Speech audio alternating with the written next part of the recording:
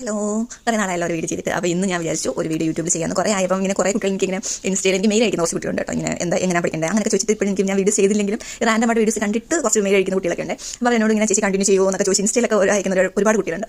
അപ്പം ഞാൻ ഇൻസ്റ്റയിൽ റീൽസ് ഇടാറുണ്ട് ഇടയ്ക്കിടയ്ക്ക്. അത് നമ്മൾ പി എസ് കാര്യമൊന്നും അല്ലാതെ. അപ്പോൾ ഞാൻ ഇന്ന് സൺഡേ ആയതുകൊണ്ട് ഒരു വീഡിയോ ഇങ്ങനെ ഡെയിലി റൂട്ടീൻ ചെയ്യാമെന്ന് വിചാരിച്ചു.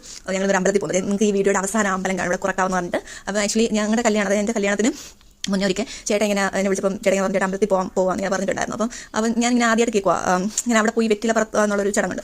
അവിടെ നിന്ന് എല്ലാവരും അവിടെ നിന്ന് വെറ്റില മേടിച്ചിട്ട് പറത്താറുണ്ട്. ഞാൻ ആദ്യം ഒന്ന് പറയുന്നത് ചിലപ്പോൾ ഞാൻ വിട്ടുപോയാലും വെച്ചിട്ട്. അപ്പോൾ ചേട്ടൻ പറഞ്ഞു അവിടെ പോയി ഇങ്ങനെ പറത്തി കഴിഞ്ഞാൽ ഇങ്ങനെ നമ്മൾ വിചാരിക്കുന്ന കാര്യം നടക്കും എന്നൊക്കെ ഇങ്ങനെ പറയുന്നൊക്കെ ഓരോരുത്തരുടെ വിശ്വാസമാണല്ലോ. അപ്പോൾ ഞാൻ ആലോചിക്കും അങ്ങനെയൊക്കെ ഉണ്ടോ, ആദ്യമായിട്ടാണല്ലോ കേൾക്കുന്നത്. അപ്പോൾ അപ്പോഴേക്ക് എപ്പോഴും എൻ്റെ മനസ്സിൽ ഞാൻ വർക്ക് ചെയ്തു ആ സമയത്തൊക്കെ ഞാൻ വർക്ക് ചെയ്തുകൊണ്ട സമയത്തൊക്കെ എൻ്റെ മനസ്സിൽ ഗവൺമെൻറ് ജോലി എന്നുള്ള സാധനം ഇങ്ങനെ കിടപ്പുണ്ട്. അപ്പോൾ ഞാൻ ഇങ്ങനെ കുറേ നാളായാലും കല്യാണം കഴിഞ്ഞിട്ട് പോയി പറത്തണം എന്നൊക്കെ ഇങ്ങനെ വിചാരിച്ചിട്ടുണ്ടായിരുന്നു. പക്ഷേ ഞാൻ ശരിക്കും ശാന്തിഗിരി ആശ്രമത്തിലാണ് പോകുന്നത്. അപ്പം ചേട്ടൻ പറഞ്ഞപ്പോൾ ഞാൻ അവിടെ പോയപ്പോൾ ഞാനും ഇങ്ങനെ വെറ്റില മേടിച്ചിട്ട് ഞാൻ പറത്തിയിട്ടുണ്ടായിരുന്നു.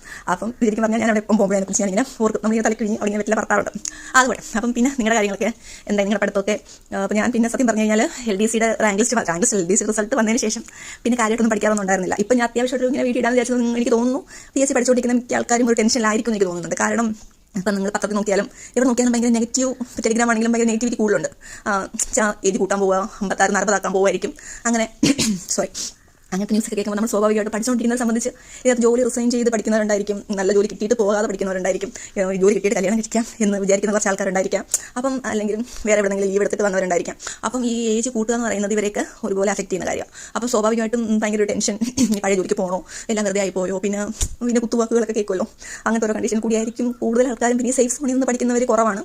അതല്ല, സേഫ് സോണിൽ നിന്ന് പഠിച്ചാലും എനിക്ക് തോന്നാറുണ്ട് എപ്പോഴും നമ്മുടെ കംഫർട്ട് സോണിൽ നമ്മൾ പുറത്ത് വന്നാൽ മാത്രമേ നമുക്കതിനൊരു പെട്ടെന്ന് റിസൾട്ട് കിട്ടുള്ളൂ. നമ്മുടെ സേഫ് സോണിൽ നിന്ന് പഠിച്ചു കഴിഞ്ഞാൽ നമുക്ക് പെട്ടെന്ന് അത് അച്ചീവ് ചെയ്യാനുള്ള ഒരു സാധ്യത ഭയങ്കര കുറവായിട്ട് എനിക്ക് ഫീൽ ചെയ്തിട്ടുണ്ട്. കാരണം ഞാൻ എപ്പോഴും കോളേജിൽ പഠിച്ച സമയത്ത് സേഫ് സോൺ ആയിരുന്നു. എക്സാമിന് അപ്ലൈ ചെയ്യും പോകത്തില്ല, എക്സാമിന് ടെൻഷൻ ഇല്ലാതെ കിട്ടേ പോട്ടെ എന്ന മതി പോയി എക്സാം എഴുതുമായിരുന്നു. അപ്പം നമ്മുടെ കംഫർട്ട് സോൺ ബ്രേക്ക് ചെയ്താൽ മാത്രമേ നമുക്കൊരു ഫ്രീ ആയിട്ട് ഒരു എക്സാം ക്രാക്ക് ചെയ്യാൻ പറ്റത്തുള്ളൂ എന്ന് എനിക്ക് തോന്നുന്നു. പിന്നെ അപ്പം പറഞ്ഞു വന്നത്, അപ്പോൾ നമുക്ക് ഒരുപാട് പിന്തിരിയാൻ വേണ്ടി നമുക്ക് ഒരുപാട് കാരണങ്ങൾ കാണും. പക്ഷേ പിടിച്ച് നിൽക്കാൻ വേണ്ടി നമുക്ക് ഒരൊറ്റ കാര്യം മതി. നമുക്ക് ജോലി വേണം എന്നുള്ള ആ ഒരൊറ്റ കാര്യത്തിൽ നിങ്ങൾ ഉറച്ചു നിന്നപ്പം എനിക്ക് ഒരു അനുഭവം ഉണ്ടെന്ന് വെച്ച് കഴിഞ്ഞാൽ, ഇങ്ങനെ എല്ലാവരും പറയും ഗവൺമെൻറ് അപ്പോയിൻമെൻറ്റ്സ് നടത്തുന്നില്ല, എന്താ പറയുക, സാമ്പത്തിക പ്രതിസന്ധിയാണ്. അങ്ങനെയൊക്കെ പറയുമ്പോൾ പോലും എൻ്റെ ചുറ്റുമുള്ള ഒരുപാട് ആൾക്കാർക്ക് ജോലി കിട്ടുന്നുണ്ട്, അഡ്വൈസ് കിട്ടുന്നുണ്ട്, അവർ സ്റ്റാറ്റസ് ഇടുന്നുണ്ട്. അപ്പോൾ ഞാൻ വിചാരിക്കും, ദൈവമേ ഇത്രയും ഇതൊക്കെ കിട്ടുന്നില്ല കൊടുക്കുന്നില്ല എന്നൊക്കെ പറഞ്ഞിട്ട് ഇത്രയും പേർ കിട്ടുന്നുണ്ടല്ലോ എന്ന് ഞാൻ ചിന്തിച്ചിട്ടുണ്ടായിരുന്നു. അപ്പം നമുക്കെന്താ പിന്നെ കിട്ടാതെ? ഞങ്ങൾ എൻ്റെ ഫ്രണ്ട്സുമായിട്ടൊക്കെ ഡിസ്കസ് ചെയ്യുമായിരുന്നു, ആർക്കും ജോലി ഇല്ലെന്ന് പറഞ്ഞിട്ട് ഇവർക്ക് ജോലി കിട്ടുന്നുണ്ടല്ലോ, അപ്പോൾ നമുക്കെന്താ കിട്ടാതെ? അപ്പോൾ എനിക്ക് നിങ്ങളോട് പറയാനുള്ളത്, കിട്ടുന്ന നെഗറ്റീവ് ഒന്നും കാര്യമാക്കണ്ട, എല്ലാവരും തച്ചിരുന്ന് പഠിക്കുക, അതേ ഉള്ളൂ. അല്ലാതെ നമുക്ക് വേറെ നിവർത്തിയൊന്നുമില്ല. നെഗറ്റീവ് പറയുന്നവർ നമ്മളെ പിന്തിരിക്കാൻ നോക്കുന്ന വീട്ടിലും പറയുന്നുണ്ടാവും, ടെൻഷൻ പറയാൻ കൂട്ടാൻ വേണ്ടി നിൽക്കുന്ന ജോലി കിട്ടും, നാട്ടുകാർ പറയായിരിക്കും, വീട്ടുകാർ പറയായിരിക്കും, ഫ്രണ്ട്സ് പറയുമായിരിക്കും. പക്ഷേ നമുക്ക് നമ്മളുടെ വിശ്വാസം മാത്രം മതി.